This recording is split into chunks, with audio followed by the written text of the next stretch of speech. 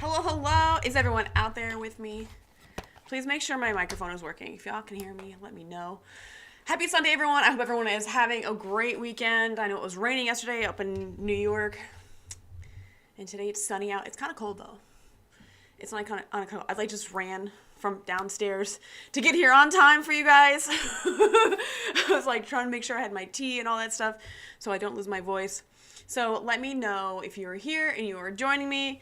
Obi-Wan, I'm pretty sure you're with me. If you're not with me, I'll feel very, very incomplete. So let me know you're out there, where you're joining me from. So this live stream, we're going to be talking about why film life is so hard, and it probably is an indication of my current job and the realizations that I've been having. And maybe this might be a therapy session for myself to say things out loud. I don't know. But I think a lot of people who get into this industry just have no idea what they're getting themselves into. They just don't know. They really think they're going to be they're going to be entering into a lovely industry and they get to tell their stories and work with actors and create the craft. And yes, that does happen on a really good day. It really does happen. But the grind of it all, people just don't realize the grind that has to happen. And I'm not even talking about the hard work that it takes to even get in when you first start. We're not even talking about trying to get jobs and making sure you stay and making sure you break in and you have networking and all that stuff. We're not even talking about trying to get jobs. We're talking about actually when you're on set and you're actually in the job, what's happening there? What's actually happening on set? What's happening in between the lines of when people are telling you things or whatever? Currently, the show that I'm on right now, I would say, is a character building show for myself. I've been very, very lucky with the past few gigs that I've gotten, and I feel things were great, staff was great. Every show, every project that you're going to work on is going to have its problems. It's going to have the pros and cons. There are going to be good things and bad things about it. But there are shows where you are really going to enjoy them. All the stars are going to align.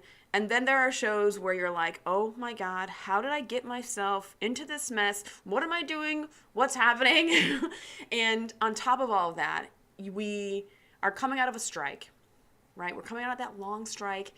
And I know the strike was 6 months, but then work died out way before the strike even started. So we're all coming into this, people who do have jobs, we're all coming into it yes, we are grateful. I am beyond grateful that I am working. So I don't want anyone to make any mistakes about, oh, she's not grateful to have a job. Yes, I am. First and foremost, I am so happy to be back on set. Because listen, with all the trials and tribulations and all the challenges and troubles and whatever, all the stuff I have going on, when it's a bad day, I will sit back and take a moment of at least I'm working. I am working. I have a job. I'm here to be an AD on set and I'm doing the thing. So it really kind of gets me out of that wow, this kind of sucks sometimes. So no one is saying I'm not grateful for the opportunities I have, because I definitely am. 100% gratitude is probably gratitude is the basis and the foundation of having a good attitude and just putting your best foot forward. So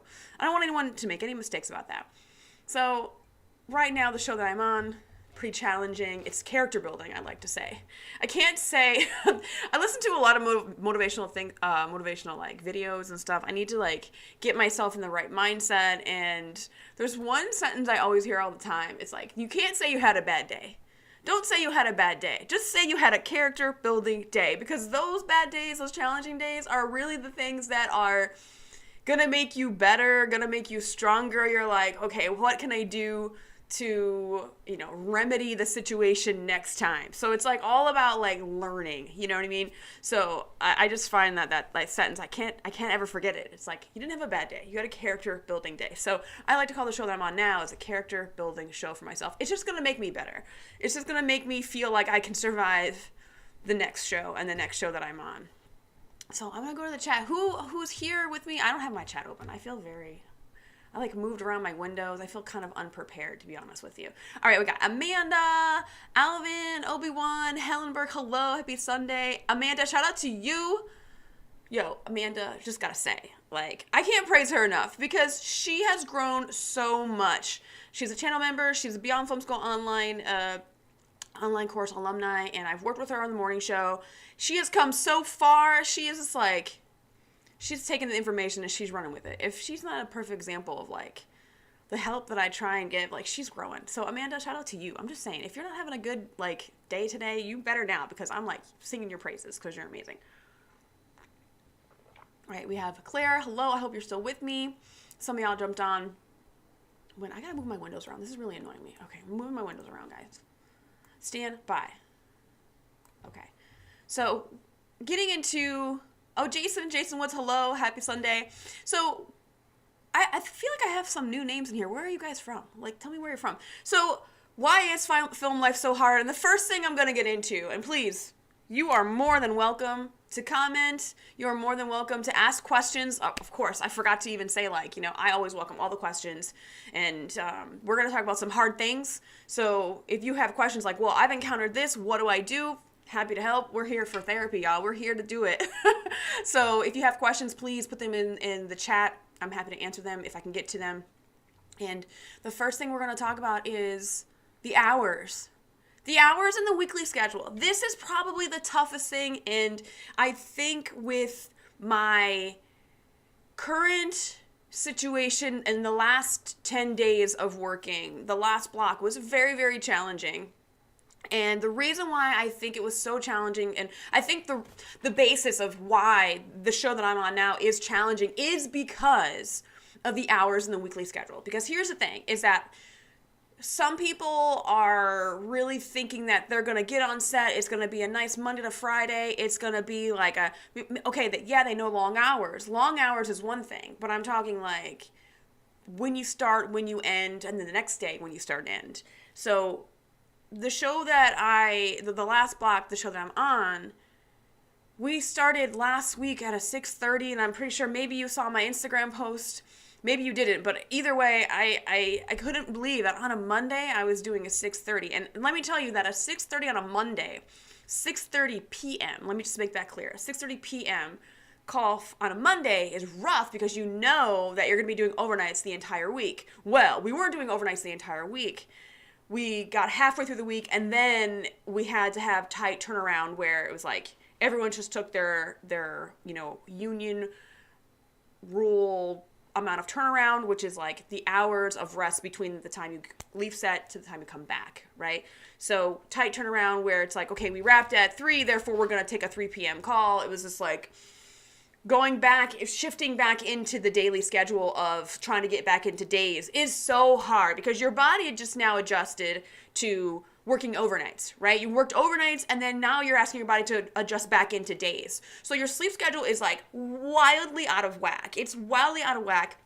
And you're like, how do I get through this? What do I, like, it is so hard because your sleep schedule, like, you adapt pretty quickly into nights for some reason.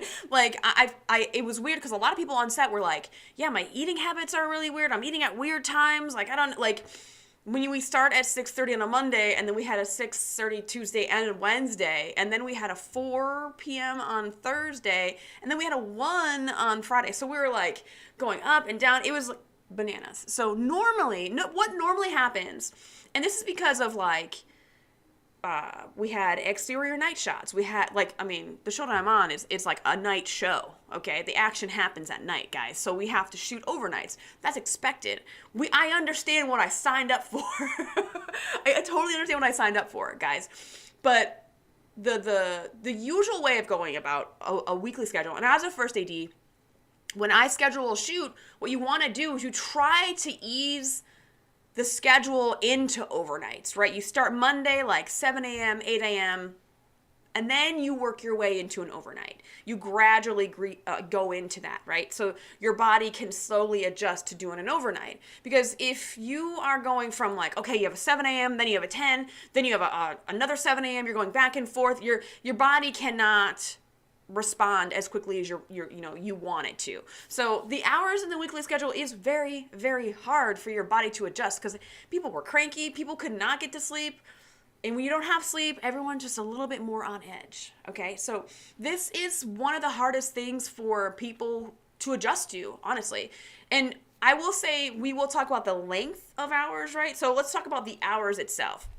Now, When I do my Set PA training class, I tell them straight away, like, the expectation is that you are going to be on set for 13 plus hours.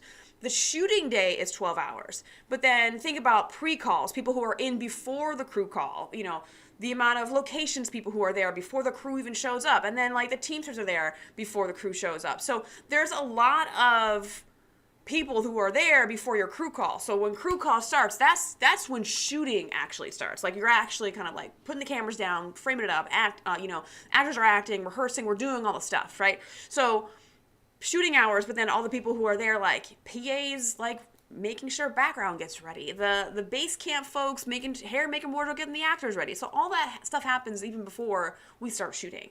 So that's why I say 13 plus hours. So that in itself, the amount of hours you're going to be doing is a lot for people to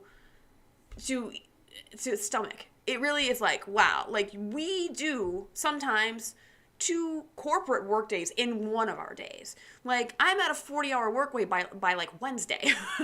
Okay. So a lot of people are not ready for that adjustment because they're like, wait, I didn't want a 9 to 5, but I didn't want a 9 to like a midnight, 9 a.m. to midnight type schedule. So a lot of people like the amount of hours and then the time that people are starting and then the time that you're ending, and then you have Fridays. Obviously, if you don't know what a Friday is, it's like we start on a Friday, but then it goes into a Saturday. So, and then you're like probably wrapping at like 4, 5, 6, 7 in the morning on Saturday. That's why they call it a Friday, because it's not really just a Friday. It's a Friday and a Saturday. So it's a Friday.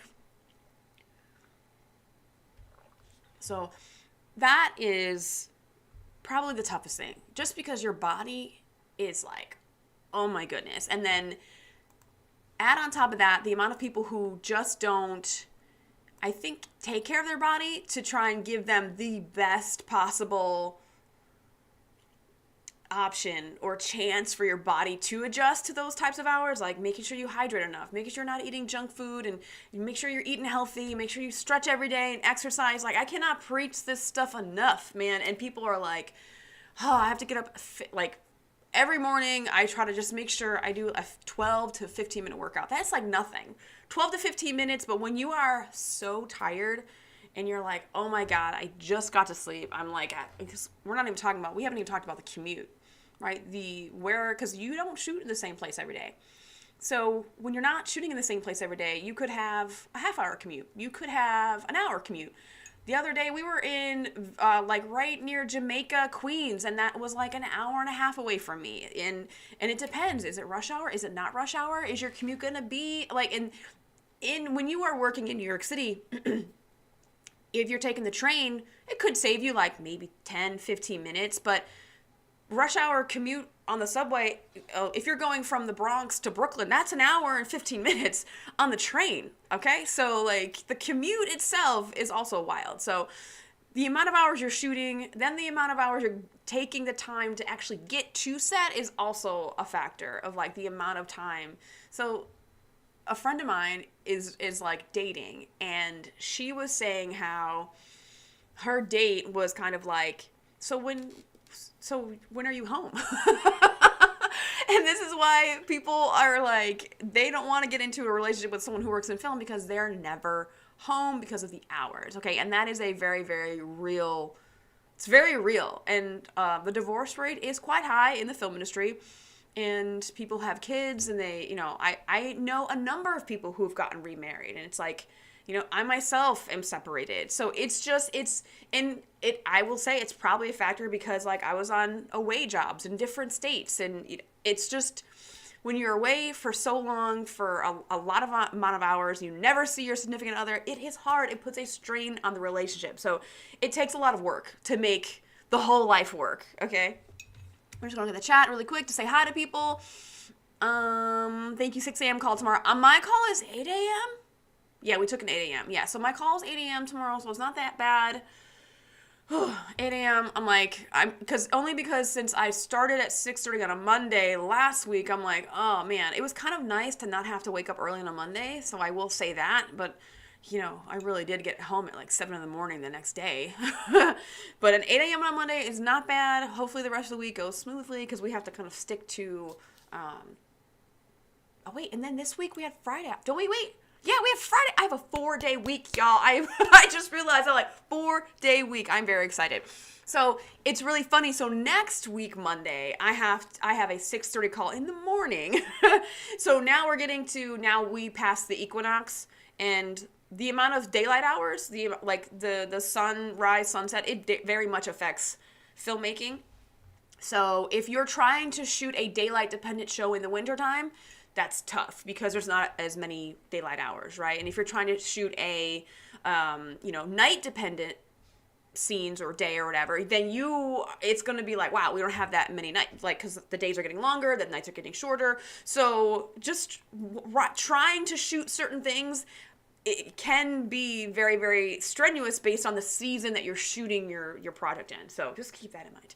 Okay, so Helen St. George, Utah. Oh my God, Utah, great. Well, I want to be a film editor. Dope, that's amazing. I have so many videos on editing, and I love the fact that I got to talk to editors. And a friend of mine is actually an editor, so shout out to all the editors out there. Like, I mean, honestly, you guys are storytellers in your own right.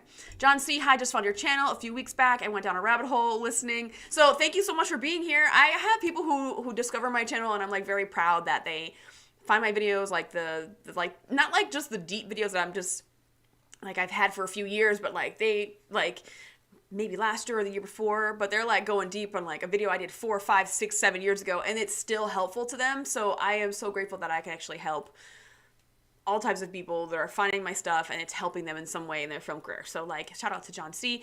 I love all your videos and would love to get on set to see well, editor's not really on set, but I mean, your script supervisor is going to be kind of like the editor representative, because they're kind of like your on-set person that kind of is, they make sure that the editors kind of have what they need, like all the lines covered, does this shot, is it going to cut to that shot, all that stuff. So definitely, like, if you can edit, like, I'm giving, like, free career advice already if you're trying to be an editor, but put together a demo reel, take your favorite movie and create your own trailer for it if you could.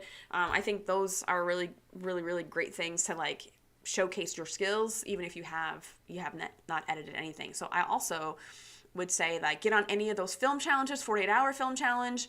There's so many different people who are doing film challenges. Like, I'm doing the Beyond Film School challenge. So if you want to be an editor for the Beyond Film School challenge, like, let me know. And I'm going to release the dates very, very soon for that. But yeah, you have to start editing and get your stuff out there. Like, just start editing, like, on the weekends. Like, do one little short film for someone, like, maybe hook up with, like, with a group of friends and like make some stuff. Okay, sorry, Helen, I'm going on a tangent here. Jason was 6:30 p.m. on a Monday. Like it was really rough, but then like trying to get back to a normal hour by Friday, that's the adjustment is very hard when we have like really tight turnarounds, when it's like, okay, like it's because I have to be out with Last Man, and Last Man is like the last department that's working on set, and it's sometimes I just want to leave like a first AD because they get to just leave at wrap, but I'm there another hour and a half after camera wrap, so that's kind of tough. But I mean, I'm grateful because I could have it worse. I could have pre-calls, which I don't usually have pre-calls, so that's kind of good. So Amanda, last week I was in Yonkers, the next day I was in Greenpoint. Exactly. So that's like your location is different, and that's one of the things I love about being in film is that I am at a different location every day. Every day is different. Even if we might have a string of days at the stage, every stage day is different because we have different actors, we have different scenes coming in. All of it is different every day, and that's one of the things to be positive in this live stream is like, that's one of the things I love about being in film. Every day is different, and I'm not in a little box in an office, like in a cubicle somewhere, looking at a computer screen. I'm out, I'm walking around, I'm talking to people, I'm doing all things. Face-to-face interaction, and, that also can be kind of a challenge, but I prefer that any day over an office job. Oh my God. Thank you, John C. Thank you so much. Super chat. Oh my God. Question, when you have a chance, since I'm here, I'm going to answer it anyways. When you have a chance, once you join the DGA, do you have to only work in your union's location? Example, if you're in DGA East Coast, can you take a job filming in LA, Canada, or Europe? Okay, so, it depends on what tier you're on. Now, it depends, because, like, as depends on where you're entering the DGA, because the DGA is basically There's different ways you can enter, like as a director, as a UPM, then there's like stage managers, then there's a production associate. There's a lot of different things that are happening in the DGA where you're entering, right? So you can enter on a commercial QL, you can enter as a first AD, you can enter as a second AD. If you're coming from union set PA days, you have to get on the commercial QL, and that will get you on the New York Film East Coast list, right? I can only speak for the East Coast, right? So if you enter as a second AD, okay, if you enter as a second AD, you can only work, you can work in the third area, and you can work in the New York area, or wherever your production center is, which is like, you can say like, it's Chicago, it's Atlanta, it's New York. As a second, I cannot work in LA. As a first, I can. If once I reach the next tier as a first AD, I can work in LA. But as a second AD, I cannot work in LA. So there's a lot of different rules that are there. And now in Canada, when it comes to a different country, I'm not really sure how that works. I know the DGC and the DGA are kind of like, like sister unions. I've actually, I'm thinking about getting my status card through my dad, because he's native, and I can utilize living in Canada. I can actually get citizenship in Canada. So that might be something I'm looking into. I have to research more about how the DGC and the DGA kind of come together, because if I'm in the DGA and I have all the experience, like starting from the bottom is kind of crazy if I want to, but I have had people like come from London, come from other places, and then they're in the DGA. So I'm not actually sure how it works like country to country, but in the DGA, if your show travels to other countries, you can work in other countries. For example, the show that I'm on now, they went to Bangkok for like 4 shooting days,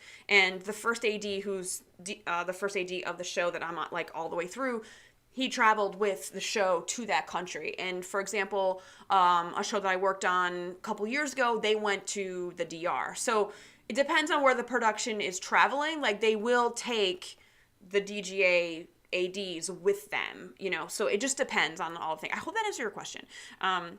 It does. If you're a DJ, can you take a job that's filming? So, I mean, it depends on where your show is going to go. So it just depends. Like, can I shoot in London? Probably. If my show goes there, probably. I can. It just depends on what the production will pay for, and what the parameters are. Like, now, if you're talking, like, independently, like, going to Europe and trying, like, if you're in the DGA and then you're, like, in Europe trying to find a job, that's, like, a whole different ballgame. So that's probably, like, not even, I have no idea about that, because that's, like, that has to deal with, like, then you have, like, work permits and all the things, residencies and all that stuff, which is, that's a governmental question that I am not an expert in. So I hope, John, I hope that answers your question. Obi-Wan, the one upside for most productions in Ireland, we have a 10-hour shoot day, which I love that you remind us of this, that American filmmaking is fucking crazy, because we will not, no matter what, it's like we cannot get down to a 10-hour shoot day. If I had 10-hour days every day, I'd be like, I feel like I would have 50% more life balance probably, because I would be home and I would be able to like live a life. I'd be able to like read when I get home, or like, I don't know, whatever people do when they get home. One of our call sheets, breakfast available 7:30 to 9, pre-call 8 a.m., main unit call 9, lunch 3:30. Wow, unit wrap. They tell you when you wrap and everything. That's amazing, because sometimes like productions in the U.S. like to keep it a secret for some odd reason. I don't know why. They like to keep it a secret. It's like no one likes to share when we're gonna wrap.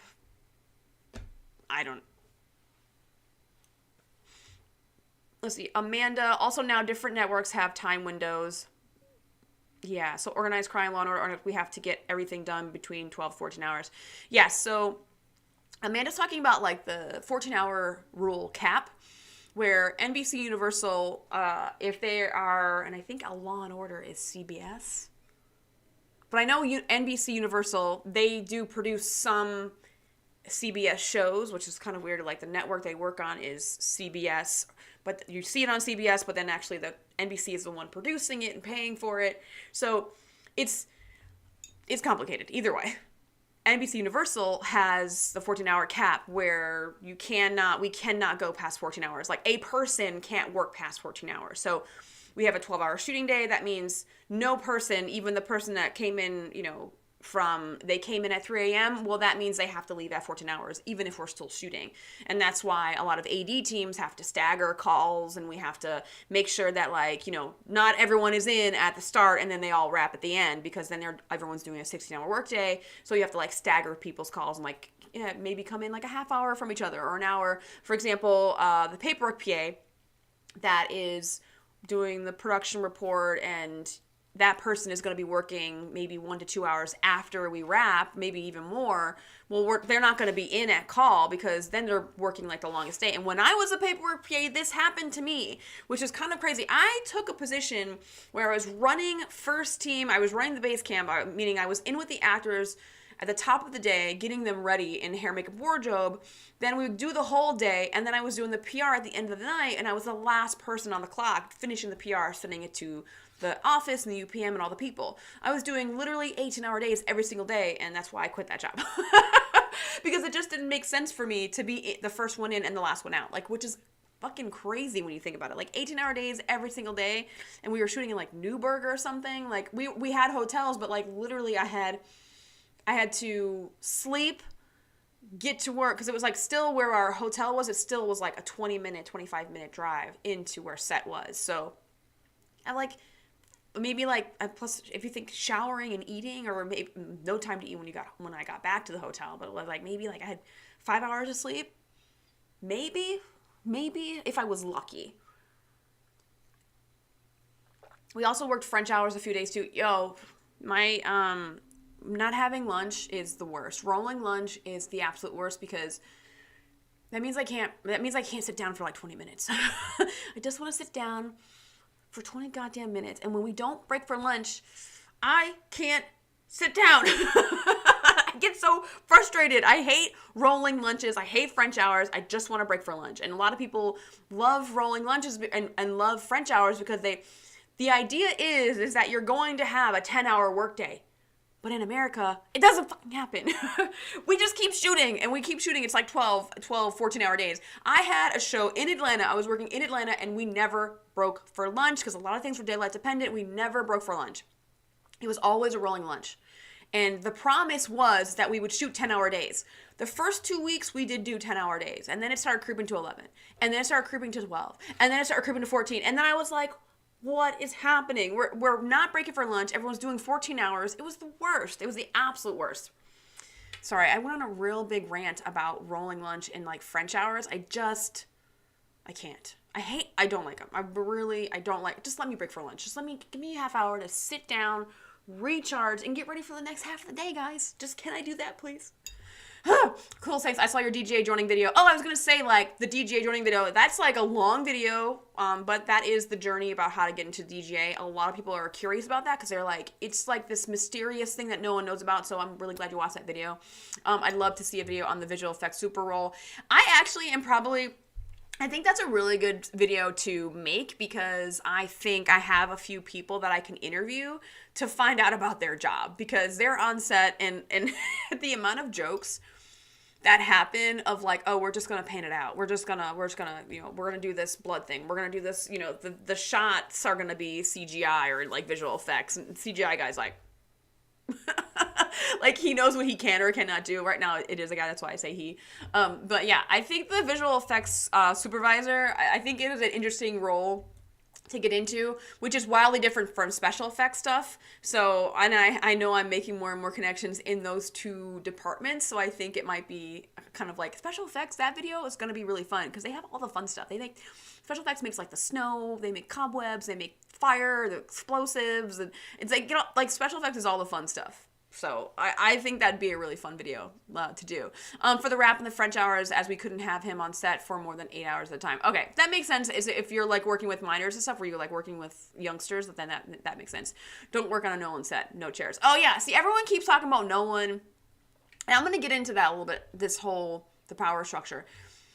I don't know. Is it like, I don't know. Okay, we're gonna. Oh, great. It's next. Perfect. We're going to talk about the power structure. Why is film life so hard? And I think it has everything to do with the power structure, the authority that people have. And now let's talk about quiet on set for a second. Max show, new documentary. It's 4 episodes. Everyone has been talking about Quiet on Set and like the dark side of kids TV, and they're talking about Dan Snyder and like what happened to Drake and all these things that happen. Like, I'm watching this documentary and I'm reflecting on my career and like the things I'm handling now or handled on a previous show, and I'm thinking to myself, I'm like, this shit has not changed.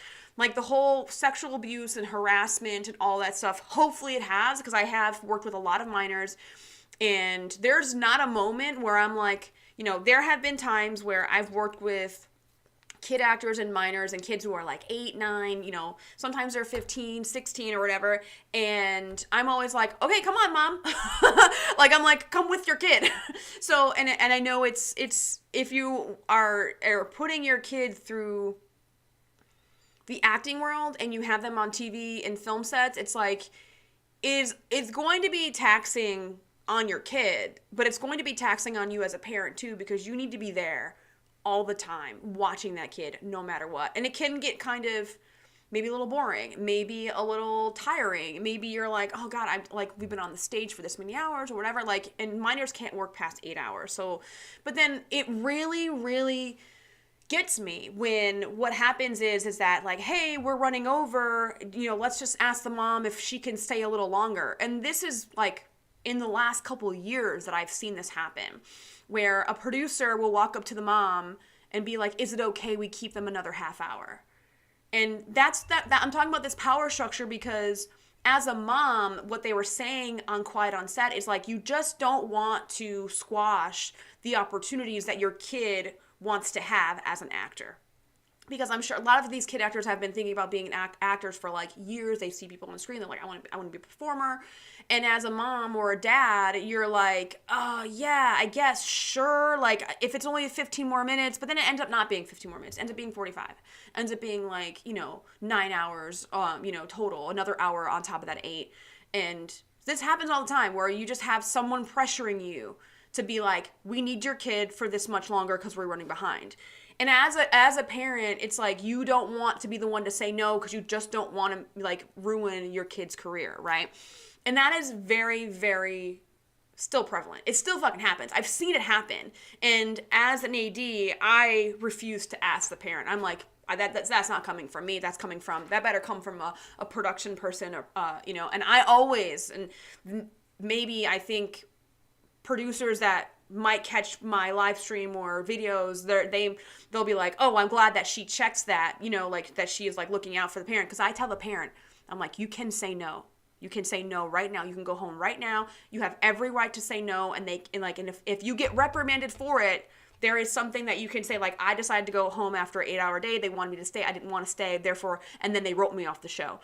You know what I mean? Like, you have to just make sure that you're like keeping track of this stuff. And I always tell the parents and the kids, like, if you want to go after your 8 hours, you have every right to go, because like child labor laws.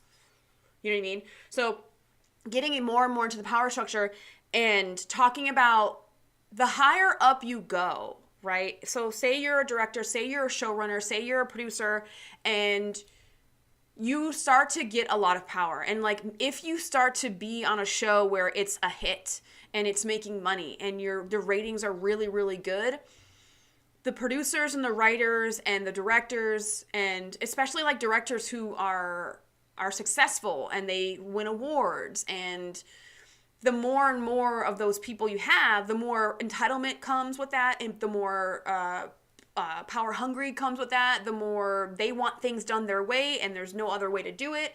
And I think that I have encountered this a lot, where like, oh, you're only this, therefore you have no say, where you will get corrected for your behavior, but they will not. So, for example, if you spoke to someone, maybe frustrations were high, maybe we were moving fast, and just because, like, you didn't have your pleasant face on and you were just like, hey, I need you to stand here, and then you're going to go across there, or whatever it is, like when you're talking to an actor or a background actor, or maybe it's the DP, maybe you just were in a hurry and they found you to be dismissive because things were running fast, right? And then you're getting talked to because of your behavior, but then the only reason why you're being talked to is because you don't have that power. right? But the showrunner can say and do whatever he wants. The director, who's super famous and has loads and loads of awards, can say and do what he wants. The cast member that's number one that brings in millions and millions of dollars, they can say and do what they want. So that's the thing that really, really gets me is a lot of shows, networks, companies that are running these new shows are like, you can call HR, you can feel like you are safe enough to say something. If something's wrong, you can go to your superior and we can do something about it. But it's not really like that. In reality, what happens is that you can make a complaint. You can go to HR and say, hey, this happened to me. But then they do an investigation about it, right? Then they do an investigation, and then the person knows probably why the investigation is happening. And then they start calling everyone on set that has either worked around you, or you have said that they have seen the instance that you are calling HR about, right? So then the investigation, but everyone knows now that there's an investigation, that you had said something about this person or whatever. So now it's like everyone's looking at you like, what did you do? Why did you do that? This person is X, Y, Z. And then a perfect example of something that had happened to me, or like maybe that I'm struggling with currently, is because this quiet on set portion where they were talking about how they brought on two women writers and they split the salary of one writer between the two women that were on that show, right? And I kind of felt that in some type of way, because I was like, this makes sense. So they had talked to their union. They were WGA. They had talked to their union and they were like, is this right? Like, can they do that? And then the union was like, definitely not. They have to pay you separate salaries. And because Dan Schneider, this is all like he said, she said, but I'm pretty much going to believe the ladies that were telling the story that like, oh, we didn't do that. And then the Dan Schneider, the person who's like producing or running the show, goes back and was like, you went to your union and you basically like, told on us, right? So if the union goes to your production about some of your pay or whatever, then they know that you are talking to the union, right? And I've been through this where I had to talk to my union rep, and then the DGA has to talk to the production about something, about money that they owe me. Well, it's kind of weird that in the DGA, you have directors, you have ADs, you have location managers, and you also have the unit production manager. And for me, this is a very, very interesting thing, and it's happened for years. It's happened, I think, since the beginning. I don't know exactly, like the DJ has been in existence since 1936, right? I don't know when UPMs got in the mix, but UPMs are ADs. The production manager, they're the bosses of assistant directors, right? So you have to go to the UPM if you have any type of rate problems. Like, hey, I'm owed this money, or I did a double day, or I'm about to reach a double day. And first of all, if I'm about to reach a double day, I don't give a fuck. Why do I have to give you a heads up that I'm about to reach a double day? Because you're going to cut me, and then I don't get the double day, even though like I still have to do the work. Like, that's a whole side tangent. But either way, the person that's also in your union is going to be a person you have to fight against to get your re-rate and get your money, which all in itself is like, I think is a conflict of interest, right? So the power structure in film, it makes it harder to kind of fight for, one, to make sure there's fairness, but if someone has enough power, and power in the sense of, do they have enough fame? Are they making the show or movie a lot of money? Then it's like no one can say anything to them. For example, there's a specific director on a show that is long running where he likes the set cold on the stage. So like people have to wear layers on the stage, right? And just because he is a name, he can get away with that. And it doesn't matter if everyone else is fucking freezing as long as he gets what he wants. And that's the thing that I'm talking about is like, it's not about everybody. It's about, okay, well, I'm super famous. I'm the one directing. I'm the one producing. I'm the one, making sure this thing goes. Therefore, I get whatever I want. And this is something I'm going to really, I think, forever struggle with as far as like me working in film, is because people who if you're a PA, if you're a crew member, if you're an AD, or I would say not the first AD, if you're a lower AD, then you get talked to about your performance, how you talk to people. And it doesn't happen on every show where like, oh, well, the director said some things that are inappropriate. He was yelling at people, or he made someone feel uncomfortable. It takes a very, very brave person to be like, that made me feel very uncomfortable. Now I'm going to HR and we're going to go forward. But then you risk being fired. That's very much a very real thing that's happening now, is that you risk being fired because of you stood up for yourself. And right now we just came off a strike, so you're like, I don't want to lose my job. And like for me, re-rates are a thing because the first AD will leave me on set for a number of hours to run the set, and it's like a gray area, because if I take on the responsibilities, well then I am owed a re-rate to first AD, and that's like double my salary basically.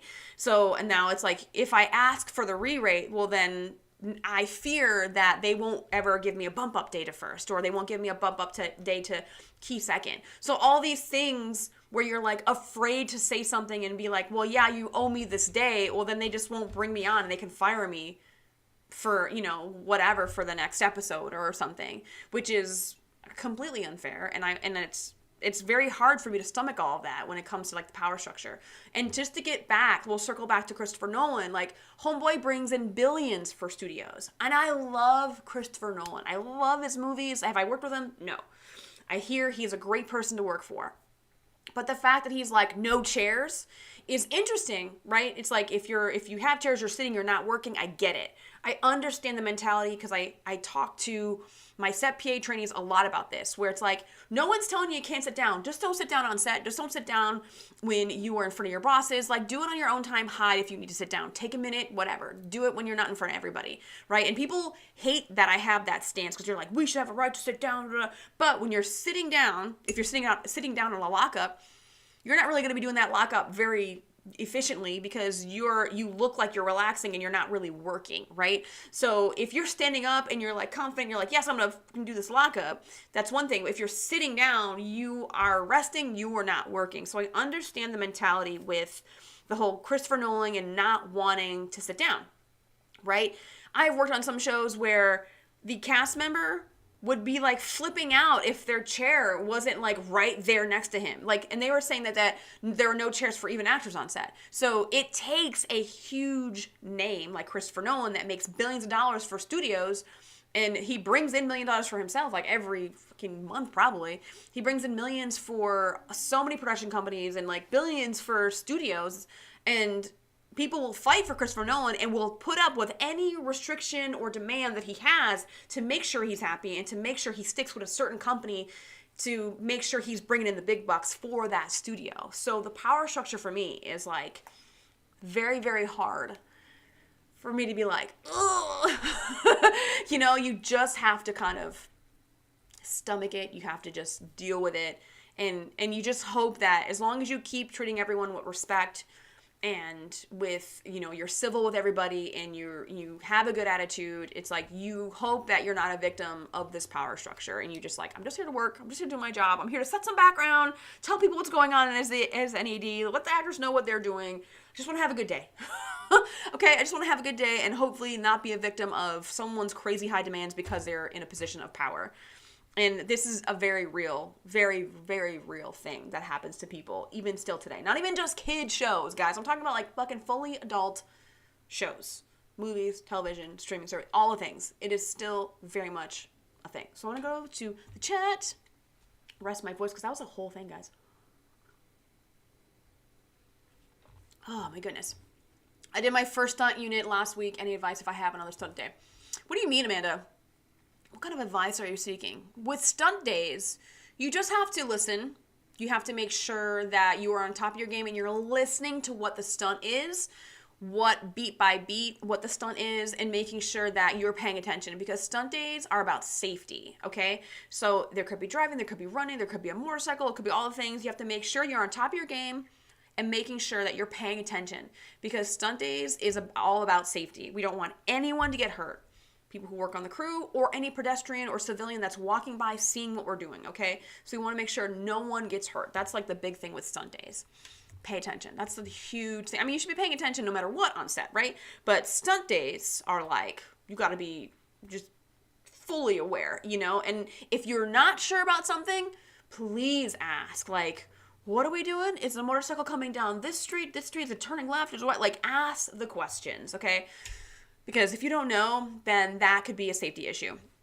It really sucks when you're on a non-union set and you're trying to run it like a union set and no one wants to effing listen. So Jason, here's the thing with that is, I've done a lot of feature films as a first AD in the non-union world, and I run them as if I am like on a union set, you know, making sure that, but there are some gray areas where like the PAs might be, you know, carrying gear, helping things out that way, where on a union set, you know, you can't have PAs touch gear.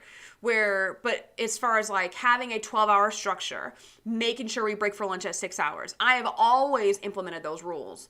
And maybe it's because I strong arm the production, maybe, and I tell the director and producers and the heads of departments, like, this is how I'm going to run set. And I feel like I get respected for it, but people who don't want to run it that way, like there are some like, hey, if we don't break at 6 hours, not a big deal. Like, we have to just finish this. It's just like you try to get as close to those rules as possible. You know what I mean? So I know there's always like, well, we can't really break right now because it's daylight dependent. Like, we can't really break, or whatever the case may be. There's always something that we'll have to bend on sometimes. Like, I remember one feature film I was working on, non-union. I was a first, and we went a half hour over a 12-hour day. And up until this point, I had wrapped early. I had wrapped out early at like 11 hours or 11 and a half hours, right? And I got so much shit from the key grip. And I was like, I wrapped you early all fucking week, and you're going crazy over a half hour over 12, which, by the way, is still 12-hour shooting day if you minus the half hour of lunch.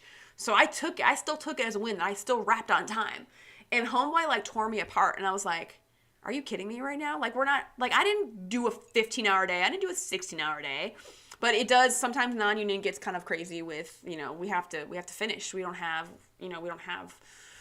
there is no other day. There is no reshoots, you know? So I understand it is hard, but I always go into it with, let's get the closest we can to how the union sets work, and I try my best to do that. It is just, I usually just set the tone and like try to go with it, and I talk to, you know, the crew members about it, and they're usually on my side about it. So that's kind of like one thing. And I don't know, like sometimes the producers and the directors can really kind of set that tone in the wrong way, and I understand what you mean by that, Jason, 100%. Also, now venting here, I was recently let go on a set where I was a second AD after confronting the first AD for being rude to me, and me specifically for a week on set. How do you deal with being fired? This is such a good question, guys. How do you deal with being fired from film? And I've been fired. If you're not fired, man, it's like a baptism as far as I'm concerned. You have to, it happens. So I want you to know that, first of all, if you're fired, it happens to everybody. And it's going to happen eventually. If it hasn't happened to you, it probably will happen to you eventually. So like straight into the camera, like it will happen. Who cares? You know what I mean? So the best way to deal with it is just know that many people have been fired. And sometimes there's nothing really you can do about it. And I've been wrongly fired, and it was because I was on a feature film, and the director's wife, who was the script supervisor, did not like that I was a authoritative female on set. And I was like, but I'm the first AD and I have to tell people what to do. She did not like the fact that I was telling her husband what to do. So, I've been wrongly fired, and I may have been very, very headstrong and probably like, you know, probably maybe too abrasive for her, but she was the only other woman on set, so she found me very threatening. But the director obviously fired me because he had to pick between his really awesome first AD who kept him on time every single day. I wrapped on time and I got what we wanted, and his wife. So obviously he's going to pick his wife. So I've been fired.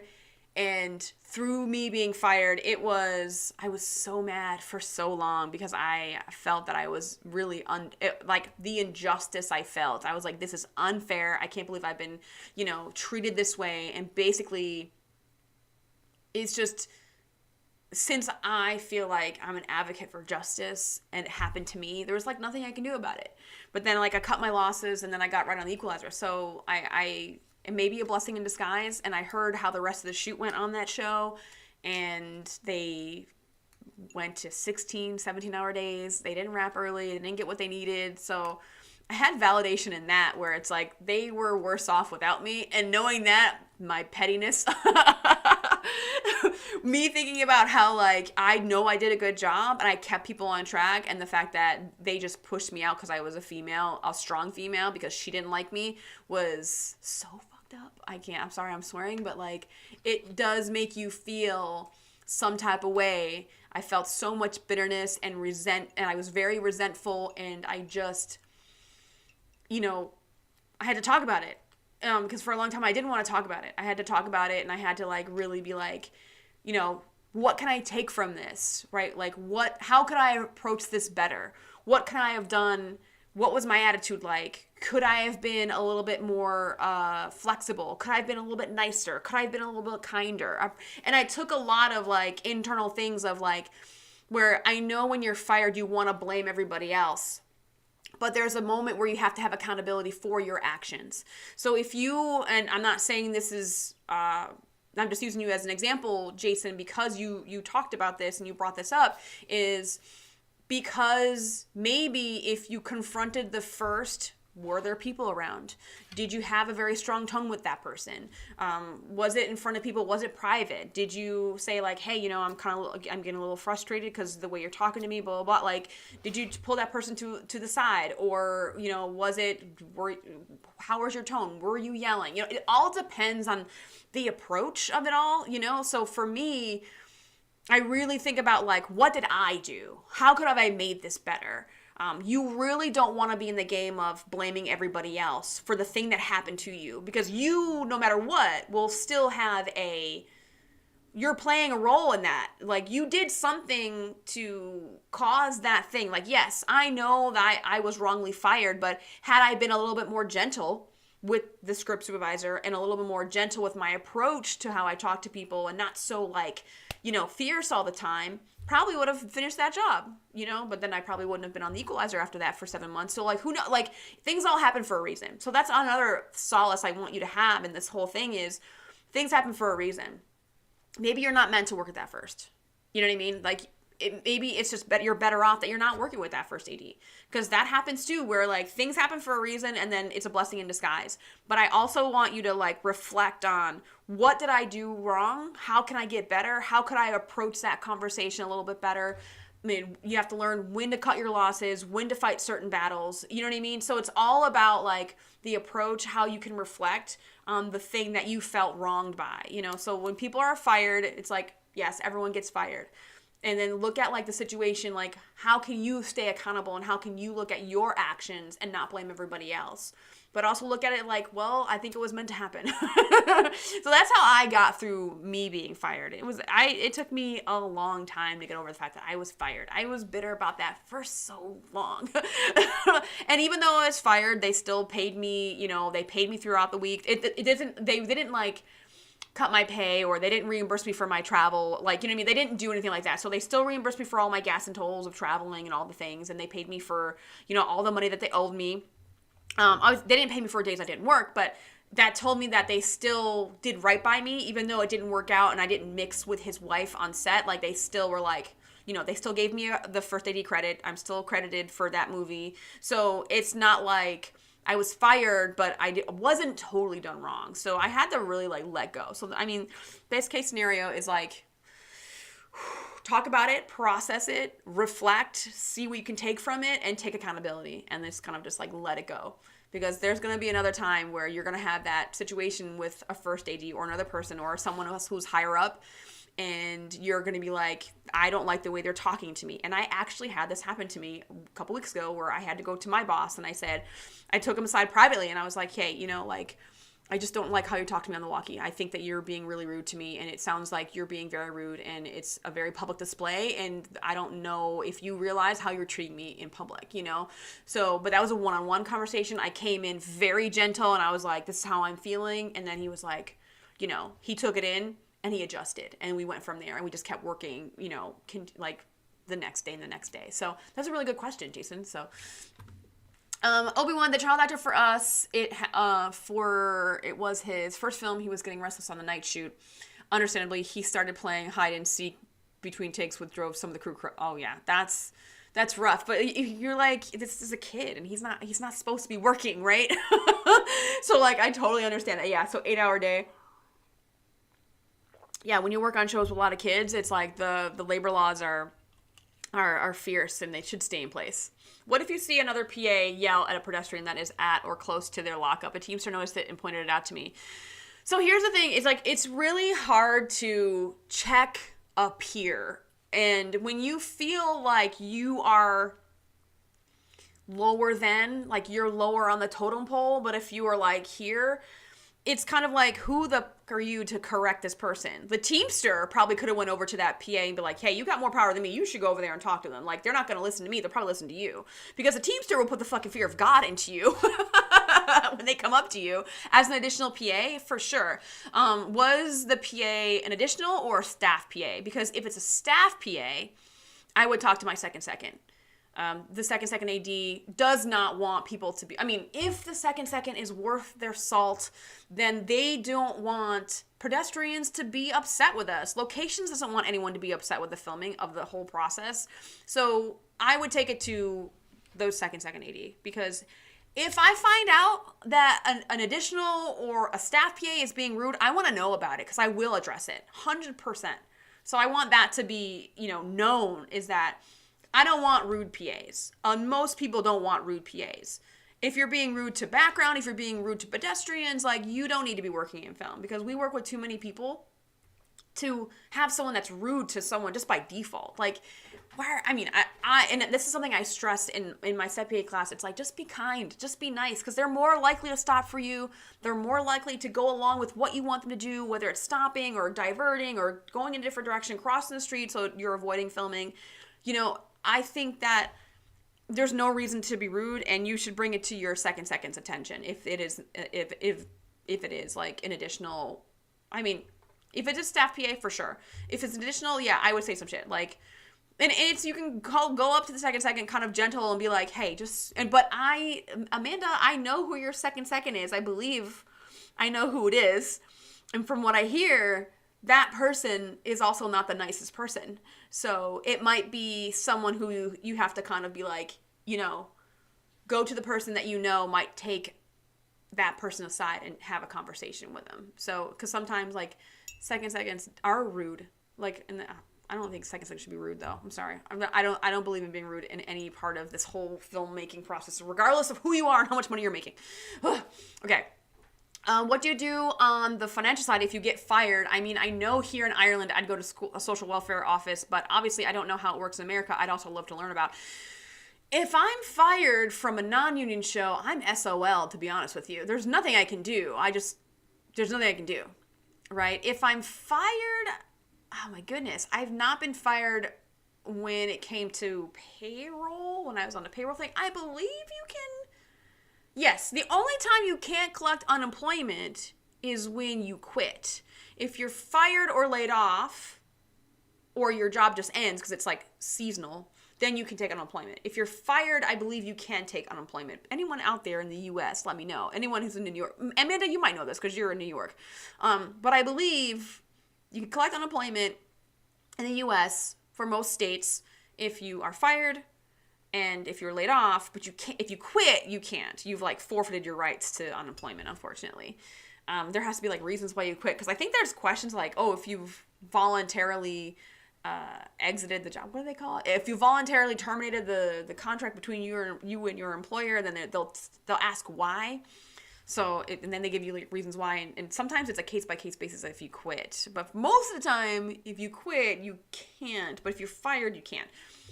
The income tax situation. Okay, also with the documentary that came out, do you think there will ever be time films will employ? Well, yeah. Well, films, okay, so the HR departments do exist. It depends on who the company is. So, for example, let's just say John Wick, right? I think John Wick is Warner Brothers, right? Because John Wick is a Warner Brothers production, there is going to be an HR department. Right? So let's just say TV shows, they all have networks. So whatever network that is, that network will have an HR department. The only time you don't really have an HR department is, it can be a union show, but it doesn't have to have a studio attached, right? It can have a production company attached. So the smaller things are when you don't have HR departments. You could have safety hotlines that kind of connect people to like making sure that people are staying safe in the way of like fire safety, exits, stuff like that. If you can call like safety lines to get the unions involved if you're a union show that doesn't have a studio attached. So it depends. So it's not like a clear-cut answer for that. Just like kind of like, it's kind of like a very complicated answer. So going to the next one, unpredictable income. Now this is very, very hard for a lot of people to expect, because when I was coming up and I was a day player, and Amanda can speak to this because right now she's day playing as an additional, but also she has like a part-time job or a full-time job, right? So this has been my scenario when I was an additional day player PA, when I was maybe getting like 2-3 days a week, but then on the weekends and on the other days, I was a barista. I was doing like 40 hours a week as a barista, and I was doing like maybe 1 or 2 days on a film set or a TV show or whatever the case, right? So the unpredictable income is like, you could work 5 days. I could work 5 days a week on 5 different shows. The next week, it could be 1 day. It's just as you're needed. That is very unpredictable income. It's like, for me, it was like a bonus anytime I got on set, And on top of that, unpredictability as far as the year goes, because are you staffed on a show that's 4 months long? Well, after 4 months, what's your next job? What's your next gig? You're looking for the next thing. So you have to make sure that, how people say have savings for like 3 months? Well, when you work in film, you need like savings for a year. Because now with the strike, I will say, SAG okay, so the actors, SAG union, right? SAG actors, like SAG-AFTRA, the actors union, and then you have WGA, Writers Guild of America. They are on the same timeline. So every time their contract comes up every 3 years, they're always going to negotiate together along with the DGA. The DGA, SAG, and the WGA all have the same timeline. So the year after that is the Teamsters and the IATSE, right? So that's a different timeline. So that fluctuating time is like, you're like, oh man, this could be a year. I think next year, we're in the clear. There's no one negotiating contracts, but like every other, like every 2 years, you're like, every 2 years. I think it's because it's like, there's like a year between, you're going to have a year off of like, you're in the clear. So you're like, okay, good. So when that happens, the unpredictability of like, we could be striking, we could not be striking, oh no. Like even about the pandemic, but luckily the pandemic is a whole other issue, right? That's a whole other thing that kind of like came out of left field. Everyone was like, oh God. And then we were out of work for 7 months. Or 6 to 7 months. Some people were on set in August. I was on set in October. So I was out of work for 7 months versus some people that were like 5 months. So God bless them. But the unpredictable income is hard for people because people just like, they want security. They want financial security. And it's very, very hard for people to be like, how do I buy a house? How do I have a car payment? Not knowing when my next check is going to come and how much that next check is going to be. So that's why people fight for those staff jobs.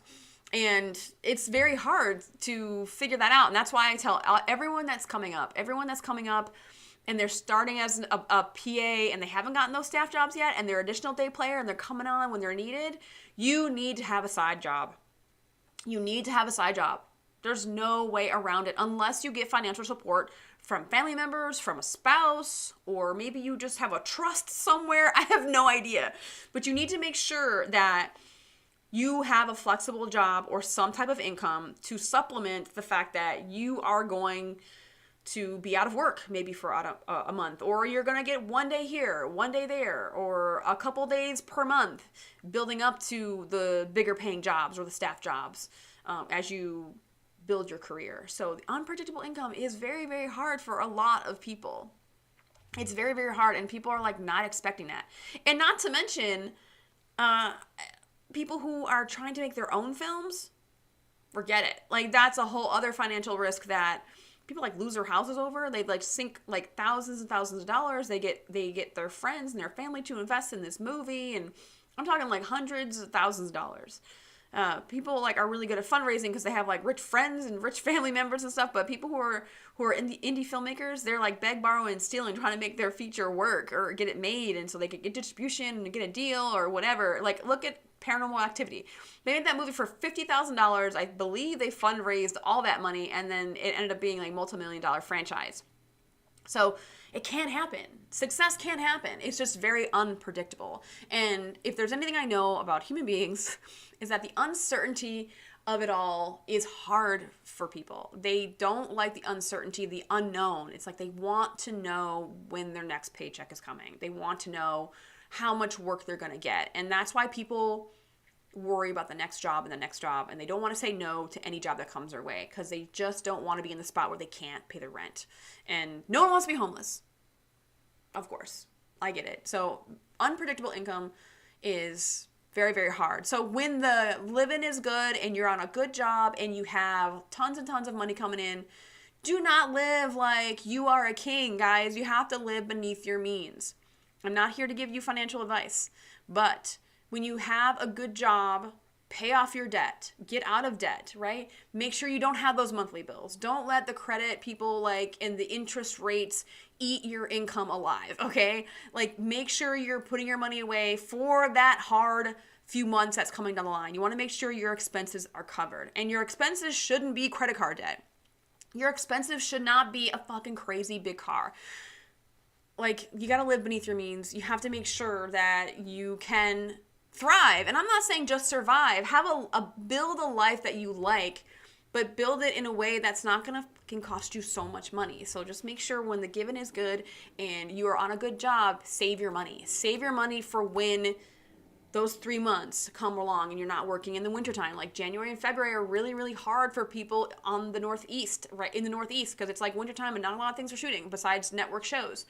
Okay, so, or, around Christmas time, we go on hiatus, so it's like there's usually like between May and June, not a lot of shows are ending, and there's like a big gap there between after July, after the Independence Day, 4th of July, like that's when shows start picking up. So May and June are hard for people. So make sure you have enough money to get through those months, okay, because you don't want to find yourself in a spot where like, oh God, I have to be a barista. I have to grind it out 20, more hours a week. I have to do 60-hour work weeks as a barista. And those companies sometimes don't want to give you overtime. Okay. So just keep that all in mind. Go into the chat.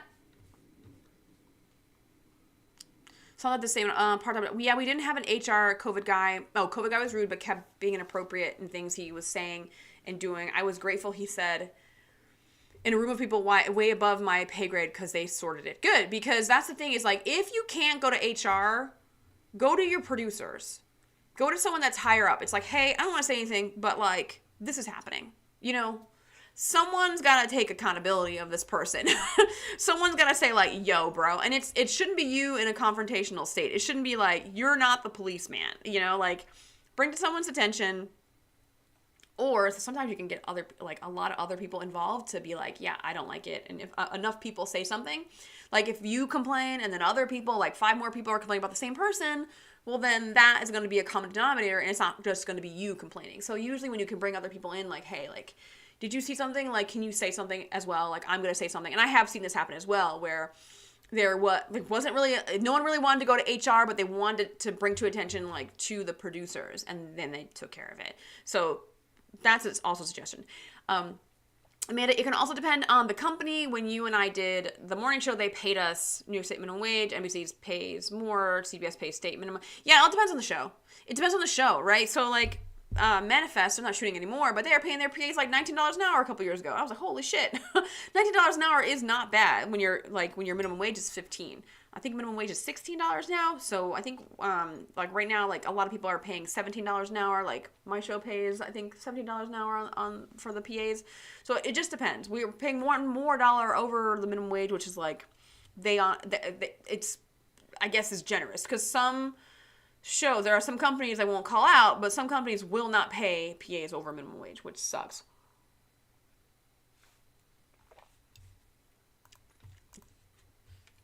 I'm starting to lose my voice. Now, this is a big one. Rejection and criticism. Rejection and criticism is hard. No one likes to be rejected. No one likes being told no. No one likes being told, like, hey, you did it wrong, or everyone wants to be accepted and loved. So I know that rejection is very, very hard for a lot of people when it comes to this industry. And this is what makes film so hard. Why? Because it's very competitive. Why is it super competitive? Because 50,000 graduates per year come out of film school every year. And that's 50,000 more people trying to get into an industry that isn't that big. Right? There's only so many shows that are shooting. Like, there are hundreds of shows, but there's only so many slots. Okay? And thankfully for a lot of people who are, like, departmental, they want to be in a certain department. They don't want to be directors and cinematographers and producers, thankfully. So there's more jobs for people, like... But 50,000 graduates from film school, right? We're not talking about the other people who didn't go to film school, who are just coming out of college. Maybe they have an English degree or a communications degree or, like, regular four-year school. Or even people straight coming out of high school. Like, they don't want to go to college. They want to go straight to set, which you can do. That is a possibility. No one's saying you need a college degree to get to work in film, because you don't. But rejection is all a part of that. It's very, very competitive. People who want to be in film because of this glamorous life. I don't know. It's not glamorous, guys, please. There's a lot of rejection. People who are actors, they go to auditions. They get rejected all the time. It is part of this life, being rejected. And I think when you apply to jobs, you apply to those jobs on film websites, or you're in that Facebook group and you send your resume, or you don't get a reply back. That's a form of rejection. You know, there's a lot of rejection that you need to face. So I think that once you get used to rejection, once you're like, oh man, that really stung, you get past that, I don't like being told no. Get used to being told no. Get used to being told no and just keep trying. Because what combats rejection the best is persistence. Because all you need is that one yes. All you need is that one yes. You are going to get no after no after no. But then someone gives you a chance. Someone says yes to you. And then that is the door that opens for you. And that is what gets the ball rolling. Okay? That, you know, there may be, perfect example is me being like really socially awkward and not making friends with a lot of people and kind of being rejected by a lot of people that, you know, and probably me rejecting them, not talking to them, but me not connecting with someone. That for me is a form of rejection where I can't connect or I can't get into the group or whatever. That's a form of rejection. But all it took was like one person to connect with. And then I was on the next show, and then I connected with one other person, and then I was on the next show. So you always just need that one yes that can make all the difference. I'm starting to lose my voice, guys. Thank God. So criticism is the other part of this. No one likes to know that they did something wrong, because everyone wants to be there are people who are perfectionists and they want to be perfect. But if you do something a certain way and someone pulls you aside and says, hey, for the next time, can you just do it like this? Like a perfect example is like when I'm setting background. And like the director doesn't like it. I'm like, oh, fuck. It like stings a little bit, but I know that it's like, I'm not in his brain. I'm not in her brain. This is her vision, not my vision. So knowing that, it's like, I know that the whole criticism of it all is hard for a lot of people, especially if like you're a writer and people are like, this scene doesn't really make sense. Well, what is it that doesn't make sense? Like, how do I fix this, right? Or if you're a director, like you're not getting the performance out of the actors the way you want, and someone says like, I think you're doing this, you're not saying the right word, or you know. Or even if you're a camera operator and you're not doing the move, or you're a focus puller and you focus on the wrong person in the background and you were supposed to be in the foreground. Like there's so many things that you're going to get so much feedback, or, you know, you're going to get corrected and you're going to get criticized for all the things you do. You can't make everybody happy, but you know what? It's like you could adjust. And I think if you just take all of this rejection and criticism with a grain of salt and just, you know, reflect on you, take accountability for one, because it's like, that is one thing. Take accountability, right? Because I feel like when you get criticized, a lot of people, when I do approach them with like, hey, can you do it this way? Or, you know, how I always want to know why someone does the thing they do or why they do it that certain way. And I'm like, oh, okay. So I understand why they did it the way they did it, but then I tell them why I want it done the way I would like it done, right? If I'm talking in a AD to PA situation and they're like, oh, okay. Sometimes you're not going to get that. They're going to be like, do it this way and that's it. And you're not going to get the courtesy of someone explaining why to you. So rejection is very hard. It's very, very challenging to get rejected all the time. And it's very hard to be criticized and given feedback. And all you can do is just be like, I'm learning. You have to remember that when you are entering film and you're a set PA, that's an entry-level position. There's no way that you can know everything and do everything perfect. Because why? You've never been on a show before, or you've never really been on a bigger project. You've maybe never done an action show before. And you're going to be learning all the time, even when you get in higher positions, right? So maybe you're bumping up to a second, and maybe this is your first key second job. Maybe this is your first director job. Maybe you were a writer's assistant, now you're a writer, right? So it's like, there's always that you're going to level up. And when you level up to that position for the first time, you're going to be learning a lot of stuff. You're going to get a lot of feedback. You're going to get corrected a lot as you keep leveling up. And even me now in the DGA, going from PA to AD and base camp AD to, second and second to key second, or even when I'm a first AD on an indie thing, like, I'm learning so many things all the time. You can't do things perfect. You're going to make mistakes no matter what you do. You can strive for perfection. And also, don't forget about all the curveballs that happen to you in film. All the things that are just like, oh, well, lost location. Oh, that actor got sick. Oh, well, the director is upset. Like, there's going to be something that happens, or, so-and-so stuck in traffic. We're not going to get that person for another hour. What do we do? Like, there's going to be all these things that get thrown at you and you just have to adjust. And during that process, you're going to make mistakes. And just know that if you know you're going to make mistakes, it's like, accept it, learn from it, and then move on, progress, just keep going. And I think that's what happens when people get criticized, they get corrected, because the moment you get corrected, you know you did something wrong, to put it simply, or you didn't do something a certain way. That means you made a mistake, right? So, and then they just like spiral out of control. They do this downward spiral, and they're just totally going into the negative rabbit hole, and they're beating themselves up, and they're just being so hard on themselves because they made that one little mistake. It's like, bro, it's okay. Like, we've learned from it. We've moved on. Because remember, we move quickly in film. Like, we've forgotten about the mistake you just made. As long as you have learned from that thing, like, we're going to move on we have to progress in our day, guys. We have to keep moving on. So don't obsess over the small things that you may have done, all the mistakes that you've done. It's going to happen. You're going to make mistakes. And how you handle those mistakes and how you respond to the criticism says more about who you are than you kind of just making the mistake, right? How you are after the critique or the feedback happens. That's what's really what like shows who you are as a person. Let's see. Sorry for ending, but it's nuts. HR Kai was the worst thing he did, but still bad. He threw his timesheets at the production executive. Oh my gosh, he wasn't filling them out because it was our responsibility. That's that entitlement type shit. It's like, bro, you want to get paid? Fill out your timesheets, bro. Like, I don't understand the problem. You want to get paid? You want to get paid correctly with no string of emails? Oh my goodness. Amanda, yes, I got that one chance in January on a franchise show as a day player additional. A few days later, they called me back, and I keep in touch with them. And whenever they need me, they text me. See? Just need that one yes. You just need the one, just one yes. So just know that it's like rejection comes in droves. You get no, but then you get like one little golden yes just like pops up.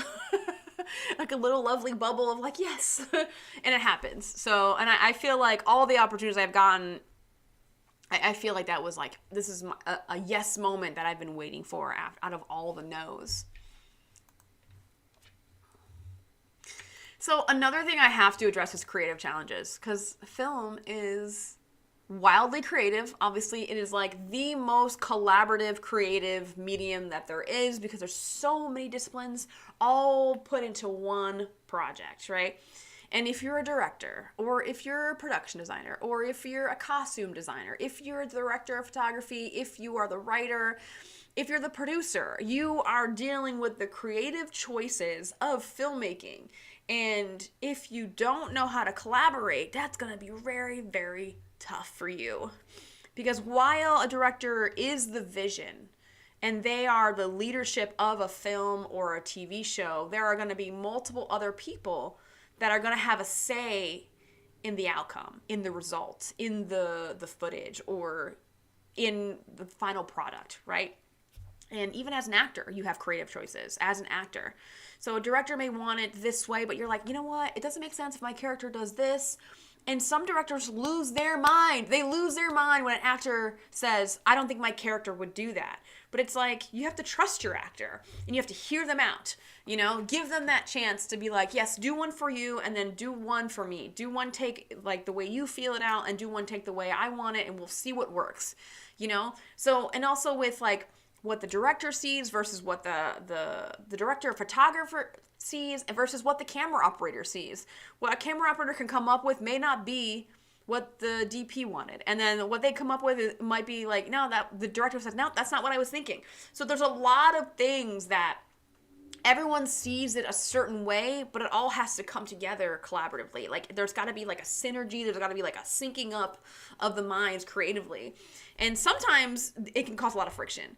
If the director of photography and the director and, you know, maybe the actor or whoever else is dealing with a certain problem, they're not gelling, those are some time delays, I will say.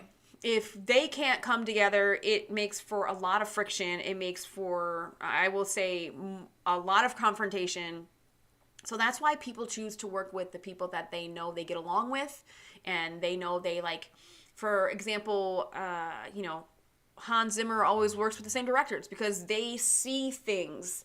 You know, I think when Christopher Nolan, when he does his soundtrack, it's like when he's working with his composer, or his sound composer and like his artists, they are like he describes it and then they produce it and they're like, yes, this is exactly what I was thinking, you know. And then sometimes it happens and it's magical, sometimes it doesn't, and it's like, oh man, it takes a lot of revisions. So there are people who want to be, I even forgot about the editors too, because they also have a story to tell. They also have an artistic vision about how the edit's going to play out together, right? How they cut things together is all a creative choice, right? So when you have the director and an editor together and they're not saying things the same way, it can really be like really, really tough in that process. So the creative challenges can be very, very tough. And I know when it comes to someone who is a director, who's also being the editor, who's also shooting,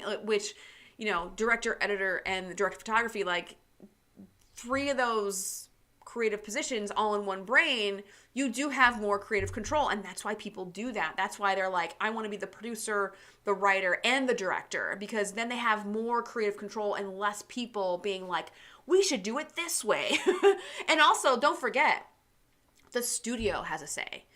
The people who are paying you the money to make this thing, they have a say. And if they don't like how an episode is working, or if they don't like how a scene is working or how it worked out, then they're going to be calling the director up being like, you know, they're going to call the producer and the producer talks to the director most likely. But then sometimes the studio does talk directly to the director. So everyone has a say because there's money in the game. There's so much money there to be spent. And if it's getting wasted, phone calls are being made, guys. People are being like, fix this. I mean, also, it's the studio's calling, like, the first ADs and the producer be like, why are we shooting so long? And you're like, well, the director can't make up his mind. So that's another thing. If a director isn't shooting fast enough, then that is also a call that is made from the studio.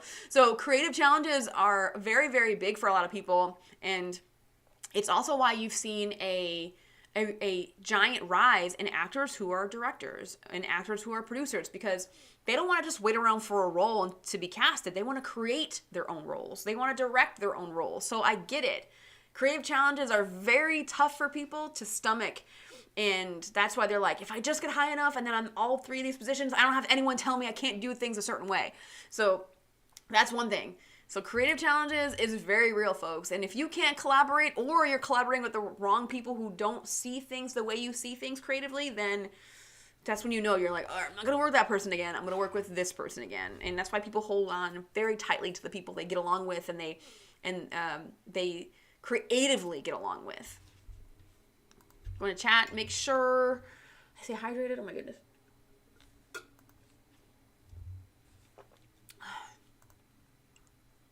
This is not juice, guys. This is like electrolytes.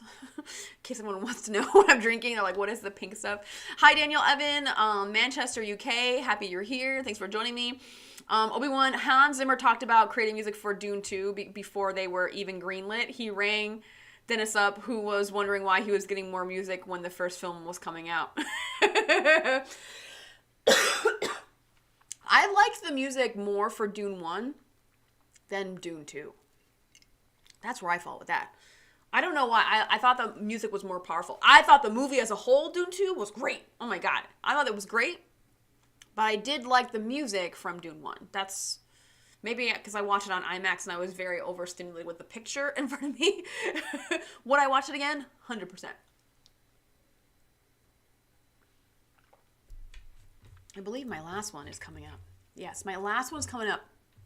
And this has to do with networking. And this is why I'm writing a book about networking, guys. I am writing a book about film networking. Probably be out next year. It takes a long time to write. It's very difficult, actually. I'm going through the process of writing a book, and it's very, very hard. But networking is something that makes film life so hard because people are not expecting to do it as much as they have to do it to survive in their career. And for my introverted folks out there, I get it. I don't want to talk to anybody. I don't want to reach out to anybody. I don't want to bother anybody. I just want to work. I just want to work hard. I want to be on set. I want to work hard. And I just want to be hired for the next thing. And I want to keep working. But in film, what makes it challenging to work in film is that you have to keep connecting with people. You have to keep building those relationships.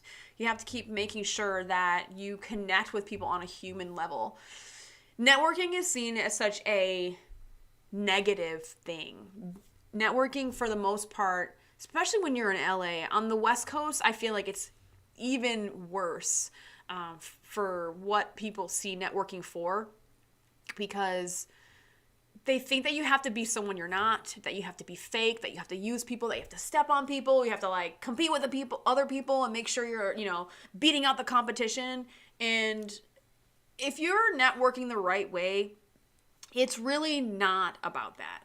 It's really not about stomping out your competition. Okay? And here's the thing with networking is that people think that you have to be friends with everybody. You don't have to be friends with everybody. You have to respect everybody. You have to be civil with everybody. You have to get along enough to do the job on set or in post or in pre-production or whatever position you're in. Be respectful, 100%. But you don't have to be everyone's best friend. Okay? And if you are everyone's friend, I'm going to kick it to Aristotle. It's like if you're a friend to everyone, you're a friend to none. And I truly believe in that. It is impossible with how unique human beings are, how individually special we all are. Like, we are snowflakes, guys. We are so different from person to person.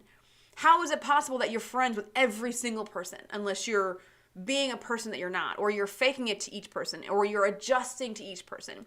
Now, you can make sure you're respectful of people, yes. And I know there are some people that you will encounter on set that you're like, I do not respect this person. But you at least have to be civil, and you have to find it in you to get along enough to do the job, right? So there is that. But then also, listen, this is not talking about like people who are abusive and rude and just, that's a whole other ballgame of a section that we should talk about, but we're not going to talk about that because we'll be here all year. So I understand that it can be hard, but if you're friends with everybody, like, something's wrong. Now, I don't like using the word networking. I say networking is like this dirty word almost, because for me, networking is like shallow. It's on the surface. You're not going deeper. And where you get your job opportunities is when you go deeper with people, when you are making a real connection, when you are building that relationship. You know, you're not just simply being like, oh, I'm going to do this for you, you do this for me. You know, therefore, if I do this, you're going to get me a job. Or it's very rarely will you have that happen. Okay, you have to connect on some level with people. And people find networking exhausting. Why? Because it never ends. You will try to break in and build your network to break in. That's one level of it. The other level of it is staying there, making sure you stay in your career, making sure that you like move up the ladder, whatever your goal is. You're going to make connections as you go along. And you're like, how do I maintain the relationship? You know, making sure you are getting in contact with people. Are you writing a couple emails a day? Are you contacting, 2-3 people a week, or whatever the thing is to make sure you stay in contact with people? That is something that is hard for a lot of people to maintain. Like, I got to email 2 people a day. Oh my God. Or whatever goal you set for the week. I think 2 people a day is a lot. That is a lot for me. I mean, if it's like 2 people a month. Like if I'm working currently, it's really hard for me to write like 2 networking emails. But when I'm not working, am I writing those emails and am I writing those texts to people? Absolutely. So the networking game never stops. But when you build real connections and real relationships with people where you are around the people that you are friends with already, network is a lot easier because you're like, oh, my friend and I are going to be on this project together. Oh, and then like next month I'm on another thing that my other friend is running or something. It's not as hard when you build actual connections and relationships with people because you're friends with them. Okay. And another thing that when it comes to networking, like it's not just the going to a random event and meeting new people. Listen, I want to meet new people all the time. I do. You have to find the thing that connects you with a person. Do you both like rowing?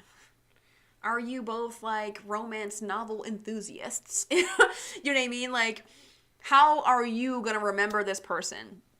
How are they going to remember you? Being rememberable. And the only way you can make someone remember you is if you connect and you have empathy with each other and you have compassion for other human beings. Like, an AD I work with, he watches every new movie. Every new movie that comes out, he is watching that movie. So I know that if I watch a new movie and I know that he saw it, like we are going to have a conversation about that movie. And that's some way that we connect because I know he's going to have a really good review of the new movie that just came out. That's some way that we connect. And that's how I remember him, And I think that once you get out of the realm of what can people do for me, when it comes to networking, and you go from a place of like, how can I connect other people? How can I be of service to people? The paying it forward thing, you forget that you're actually making connections because you are connecting other people. And then they end up remembering like, oh yeah, Amber, connected me and this person and we did this thing together. And you're like, oh, they come back to me for something. And it's not that pay for play or like, you do something for me, I do something for you.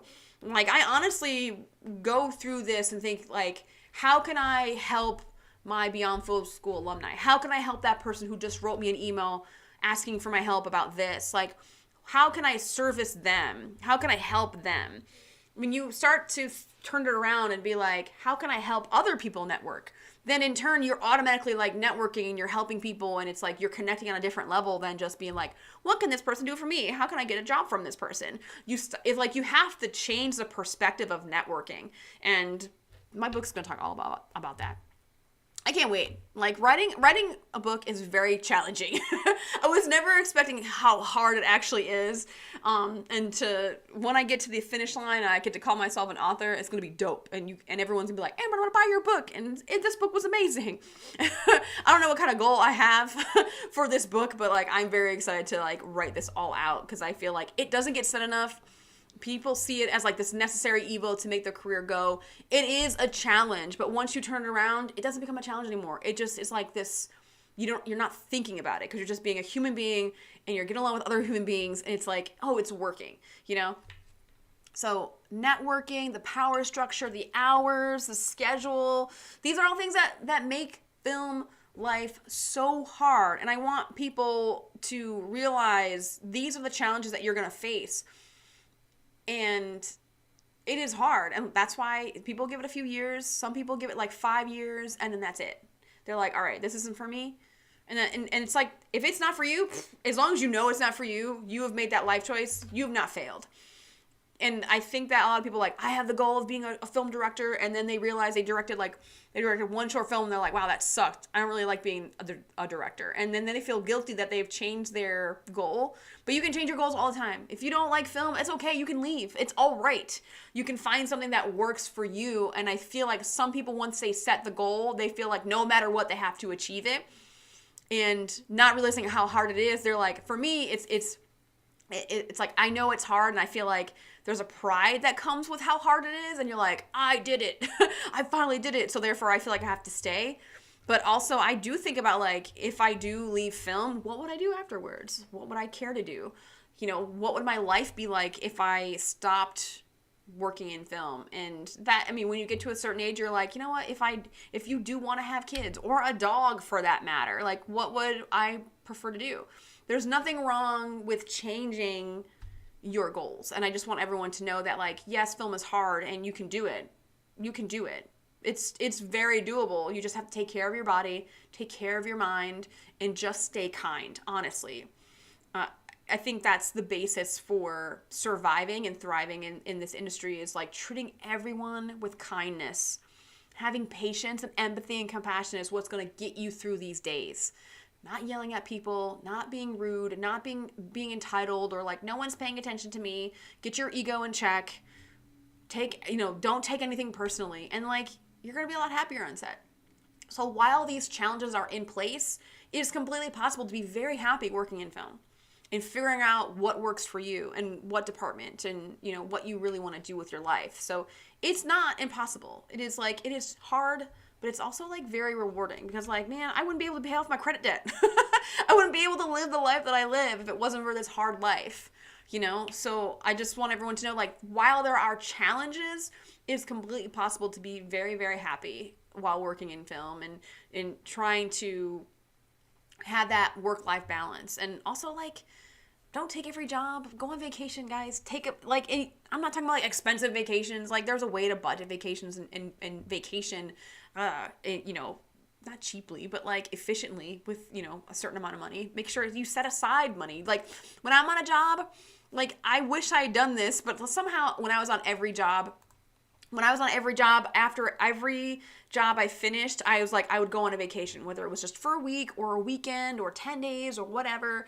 And when I was on Any Within, this was in 2018, I was after this job, I'm going to go on a 10-day vacation. I planned it out, and if I had 20 minutes every day, I'd plan out where do I want to go? I want to go to Brussels, I'm going to go to Lisbon, I'm going to go to Wales, and then I'm going to go to London. And I did this whole thing. I did a whole 10-day trip, but I set money aside. I paid for everything in pieces. And by the end of the job, after that 6 months, everything was paid for. And then I went on this 10-day trip. You know what I mean? There are ways to do things in an affordable way, but making sure that you take those vacations. No one's asking you to put a chunk of money into something. But see, I'm an AD, so planning is my bread and butter, guys. So if you give me 20 minutes, I will plan out anything. But it's all about having those longer goals. So it's if you're on a 10-month gig, well, then you have 10 months to plan out your vacation, guys. Okay? And after that 10 months, you have 2 months off. Where are you going to go for 2 months? What are you going to do for a month, or whatever it is? So just make sure you're taking time for you is so important.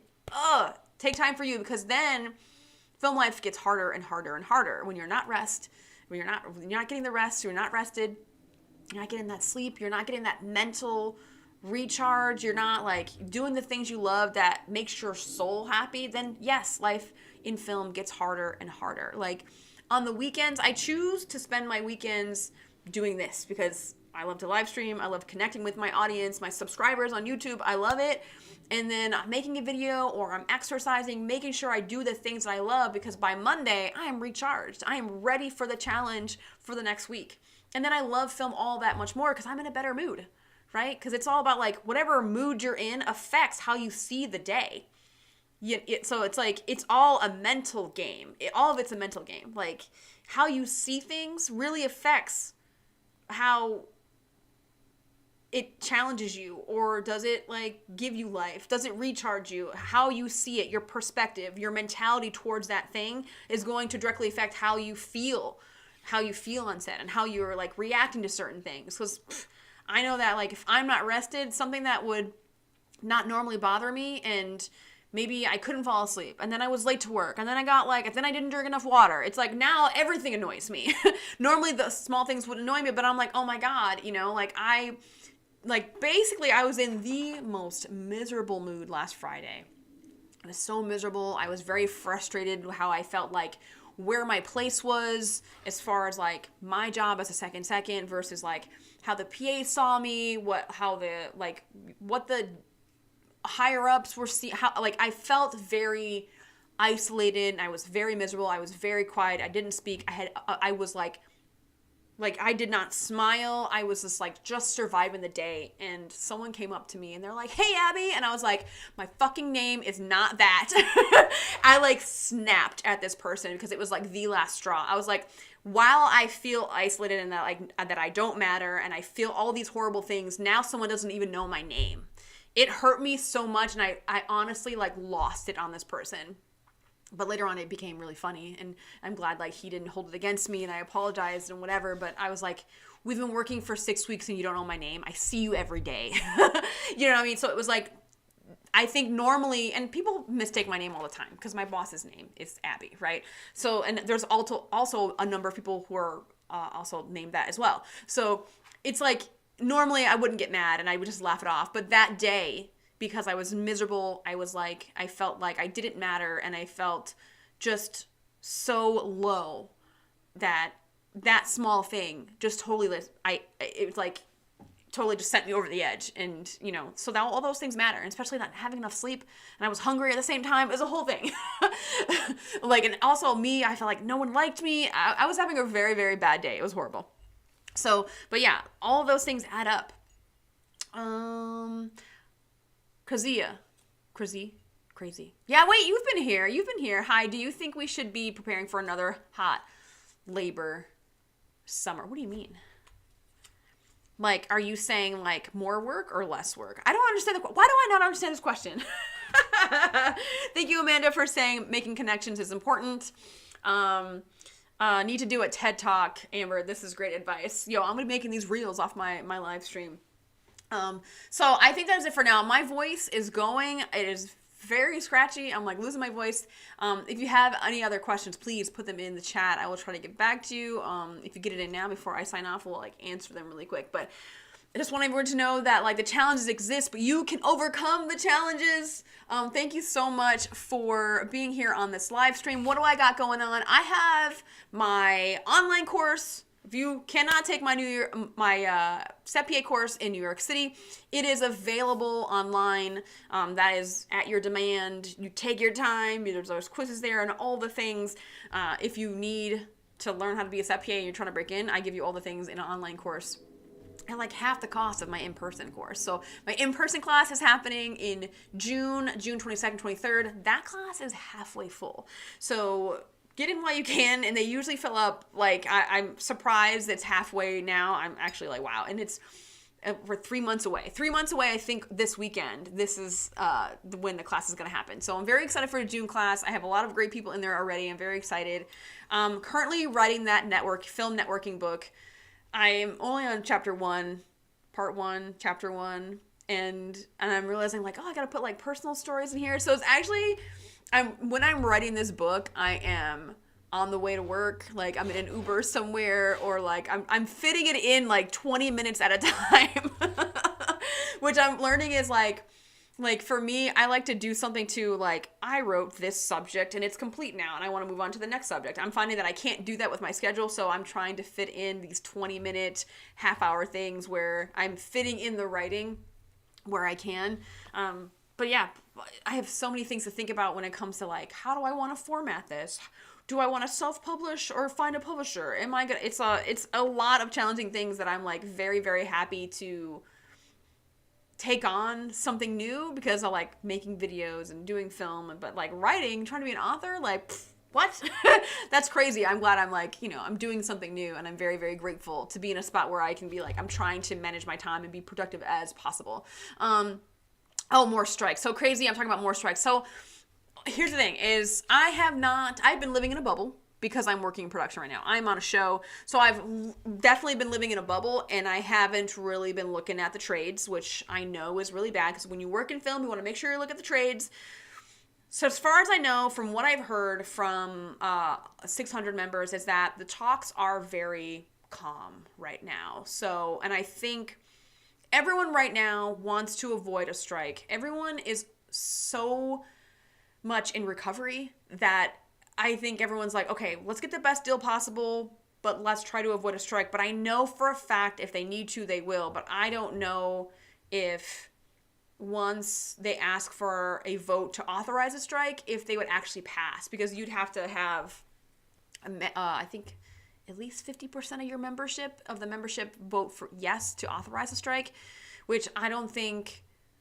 I'm hoping that it doesn't come to that. That's my hope, but I mean, honestly, I don't know. But I'm glad I'm on this show until June, preparing for the rest of the year, making sure all my debts are paid off, to make sure I have very, very low payments when it comes to the other half of the year, because I just don't want to get back into debt, because I know that strike was, it's very hard. It's very, very hard for me. And I just, when I thought I was like, yeah, so I was making ground, because I'm like an AD now, a DJ AD, and I'm doing all the contracts and stuff, and then no work basically for almost a whole year. I had very, very little work last year. So it was very tough. So I'm hoping that it doesn't. I'm hoping, but you know what? I don't know. I don't know that there hasn't been anything that's been out and been like, oh, this is going to be a thing. People are very scared that it's going to happen.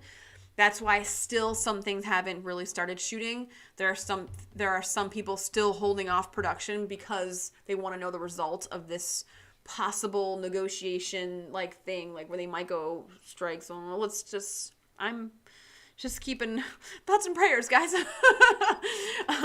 The summer where everyone from actors to fast food workers and even your mom either unionize their workplace or support their existing union by going on strike for better labor. This is true. That's a hot labor. So got you. Okay. Yeah, I feel like that last year, every company was on strike. The UPS got a good deal out of striking, and I think the nurses were on strike. Then the teachers in California were on strike. It was a whole bunch.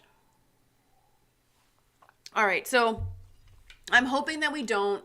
I don't know. I can't say that we're not, because you never know. But talks are continuing. We're going to find out, I believe, in July. Who knows? I have no idea how it's going to go. So I think, I heard somewhere that we're going to start. I think they're talking now. People are saying they're talking now, but then some people I have heard or saw a date that they would officially start negotiating on the 31st. But I'm going to get more information, and I'm going to have reels and stuff that talk about that. So thank you all so much for joining me today on the live stream talking about why is film life so hard. Thank you for joining me. And next live stream is going to be on Good Friday. Friday at 2 o'clock, I believe. 2 o'clock next Friday, the 29th, is the March resume review. So if you want your film resume to be reviewed by me here and for free, right? I do this because I know people need help with their film resume. They have no idea how to do it, and I love doing it. I love making sure that they get everything nice and pretty on their resume, and then they get an interview, and then they get jobs, and I'm like, I live for that. I live for that. Once they revamp a resume and then they get all the callbacks, I live for those moments. So I do this for free. It's happening next Friday. So definitely email me your resume as a PDF. Don't give me a Word doc. Give me a PDF of your resume at beyondfilmschool@gmail.com. Send me your resume and I will get it in there. I have a few spots left. So if you want to be part of the film resume review next Friday, please email that to me, and I shall see everyone next time. Thank you so much. That is it for now. I shall see you